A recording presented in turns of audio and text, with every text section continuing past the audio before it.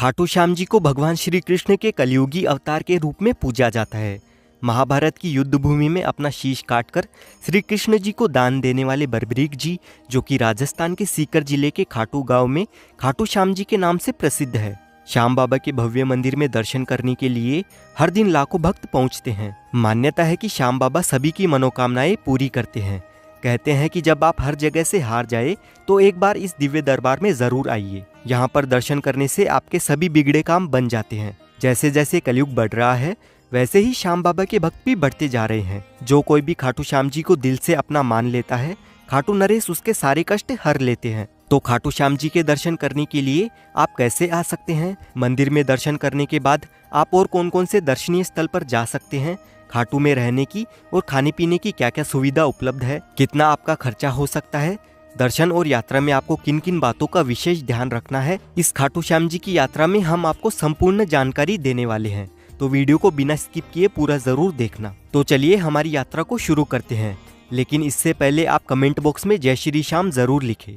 खाटू श्याम जी के मंदिर तक आने के लिए ट्रेन के माध्यम से सबसे पहले आपको जयपुर रेलवे स्टेशन तक आना होगा। वैसे तो खाटू का नजदीकी railway station rings railway station पड़ता है। अगर आपके यहाँ से रिंगस रेलवे स्टेशन के लिए डायरेक्ट ट्रेन नहीं आती है तो आप जयपुर जंक्शन तक आ जाइए। जयपुर जंक्शन सभी प्रमुख शहरों से वेल कनेक्टेड है और जयपुर से खाटू श्याम जी जाने के लिए बसेस के थ्रू बहुत ही अच्छी कनेक्टिविटी भी है। लेकिन अगर आप रिंगस आ रहे हैं तो रिंगस से खाटू श्याम जी का मंदिर सिर्फ 16 किलोमीटर के डिस्टेंस पर ही लोकेटेड है। रिंगस रेलवे स्टेशन के बाहर आपको खाटू जाने के लिए सवारी जीप मिल जाती है, जिसका किराया 50 रुपए रहेगा। वैसे ज्यादातर लोग जयपुर के रेलवे स्टेशन से होते हुए ही आते हैं। अगर आप भी जयपुर जंक्शन से आते हैं तो आपको रेलवे स्टेशन से ई रिक्शा में 20 रुपए देकर 1 किलोमीटर के डिस्टेंस पर स्थित सिंधी कैंप बस स्टैंड पर आ जाना होगा। यहाँ से आपको खाटू जाने के लिए बहुत सारी राजस्थान रोडवेज और प्राइवेट बसेस मिल जाएगी। यहाँ पर आप देख सकते हैं कि ये खाटू श्याम जी का प्लेटफॉर्म है। ये प्लेटफॉर्म उन यात्रियों के लिए स्पेशल बना हुआ है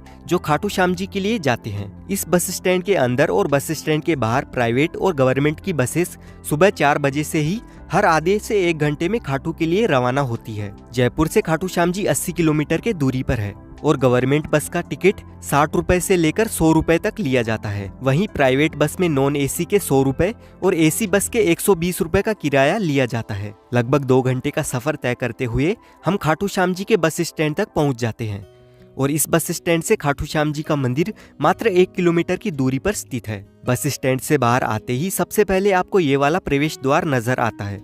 इस द्वार को तोरण द्वार के नाम से जाना जाता है। यहाँ पर श्याम बाबा के भक्त नाचते गाते खूब एंजॉय करते हुए फाल्गुन महीने के मेले के दौरान 11 के दिन सभी भक्त निशान लेकर रिंगस से खाटू श्याम जी तक 18 किलोमीटर की पैदल यात्रा करते हैं और इस तोरण द्वार के पास आकर श्याम बाबा को स्मरण करते हुए उनके दर्शन करने के लिए जाते हैं। मंदिर की ओर जाते वक्त आपको रास्ते में बहुत सारी छोटी बड़ी प्रसाद की दुकानें नजर आएगी। इन दुकानों से आप भी प्रसाद ले सकते हैं। श्याम बाबा को मिश्री, पेड़ा, चूरमा और गुलाब के फूल प्रसाद के तौर पर अर्पण किए जाते हैं। खाटू श्याम जी के दर्शन करने से पहले सभी भक्त मंदिर के पास में बने इस श्याम कुंड में स्नान करने के बाद ही खाटू श्याम जी के दर्शन करने के लिए जाते हैं। प्राचीन मान्यताओं के अनुसार इस श्याम कुंड में स्नान करने से चर्म रोग भी ठीक हो जाता है। और यहाँ की एक और विशेष बात है, इस जगह पर पुराने जमाने में खेत हुआ करता था और यहाँ पर एक गाय आकर रोज अपने आप दूध दिया करती थी। जब लोगों को इस बात का पता चला तो यहाँ खुदाई की गई।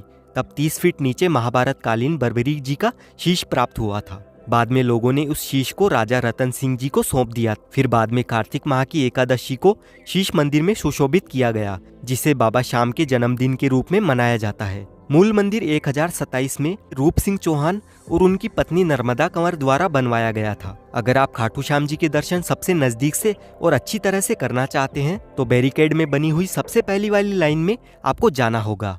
महाभारत काल में वनवास के दौरान जब पांडव अपनी जान बचाते हुए जंगलों में भटक रहे थे, तब महाबली भीम का सामना हिडिंबा से हुआ। हिडिंबा ने भीम के एक पुत्र घटोत्कच को जन्म दिया। घटोत्कच और उनकी पत्नी अहिलावती से बर्बरीक पुत्र हुआ। बर्बरीक बचपन से ही वीर योद्धा थे।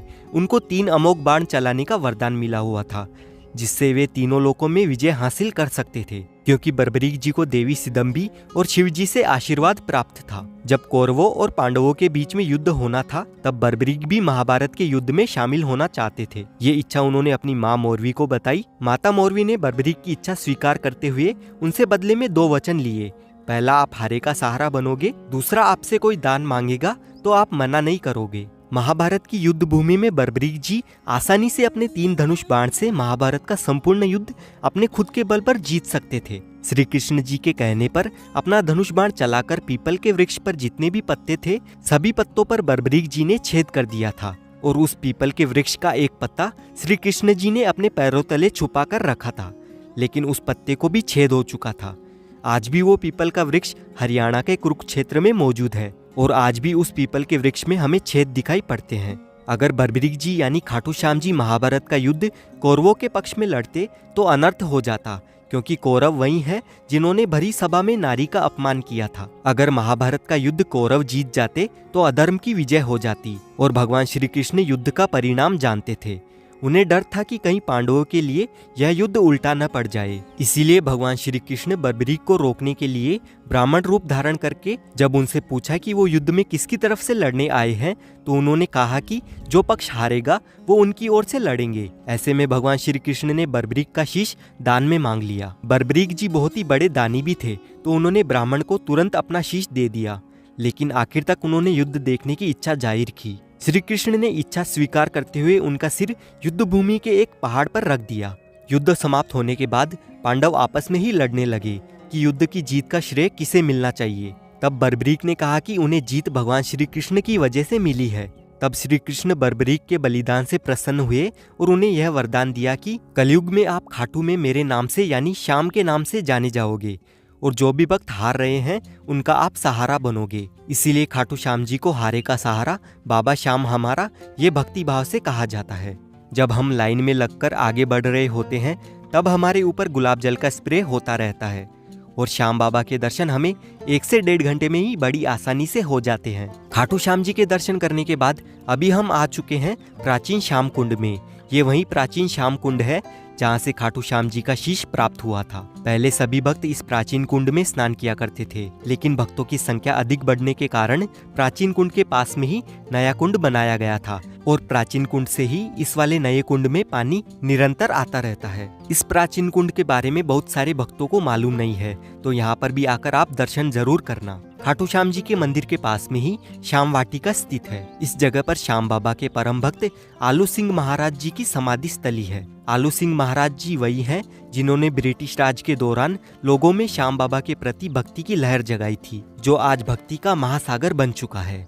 आलू सिंह महाराज जी का विवाह सवाई माधोपुर के राजावत परिवार की कन्या से हुआ था। बाद में उनकी पत्नी का देहांत होने के बाद उन्होंने अपना पूरा जीवन श्याम बाबा की भक्ति में बिता दिया था। खाटू नगरी में आपको खाने पीने की कोई भी कमी नहीं होने वाली है। यहाँ पर बहुत सारे रेस्टोरेंट्स बने हुए हैं जहाँ पर आपको 60 रुपए से लेकर 100 रुपए तक वेज थाली मिल जाएगी और यहाँ पर आपको बहुत सारे मिष्ठान भंडार भी नजर आएंगे जहाँ से आप मिठाई, चूरमा, रबड़ी, मालपुए, मावा कचौड़ी, इस तरह के सभी व्यंजन आप कम रेट में यहाँ पर एंजॉय कर सकते हैं। यहाँ पर खाने पीने की बढ़िया बढ़िया चीजें मिल जाती है। अगर आप श्याम बाबा के दरबार में रुकना चाहते हो तो तोरण द्वार से मात्र 100 मीटर की दूरी पर वृंदावन धर्मशाला मौजूद है। यहाँ पर आपको एसी हॉल जिसमें 15 से 20 लोग रह सकते हैं उसका 24 घंटे का चार्ज 2000 रुपए का रहेगा और नॉन एसी हॉल का 1400 रुपए। वहीं यहाँ पर 3 बेड वाला एसी रूम आपको 600 रुपए में मिल जाएगा और नॉन एसी रूम मात्र 300 रुपए में मिल जाएगा। और इसी धर्मशाला में खाने पीने के लिए बहुत ही अच्छी सुविधा मिल जाती है। अगर आप खाटू श्याम जी की यात्रा एक ही दिन में करते हैं तो आपको 400 रुपए से लेकर 600 रुपए तक का खर्चा आ सकता है। वहीं अगर आप होटल लेकर रुकते हैं तो खाटू श्याम जी में आपको 1000 रुपए से लेकर 1500 रुपए तक पर पर्सन का खर्चा आ सकता है। और वापस जयपुर या रिंगस जाने के लिए आपको खाटू श्याम जी के बस स्टैंड से हर आधे से 1 घंटे में बस मिल जाएगी। इसी के साथ हमारी खाटू श्याम जी की यात्रा संपूर्ण हो चुकी है। आई होप आपको ये वीडियो इन्फॉर्मेटिव लगी है। अगर आपको वीडियो अच्छी लगी है तो वीडियो को लाइक करें, चैनल को सब्सक्राइब कर ले। इस वीडियो की रिगार्डिंग आपका जो भी सवाल है आप कमेंट कर सकते हैं। साथ ही इस वीडियो को अपनी फैमिली, फ्रेंड्स या आप जिस किसी के साथ में भी बाबा के दरबार में आना चाहते हैं उनके साथ शेयर जरूर करें।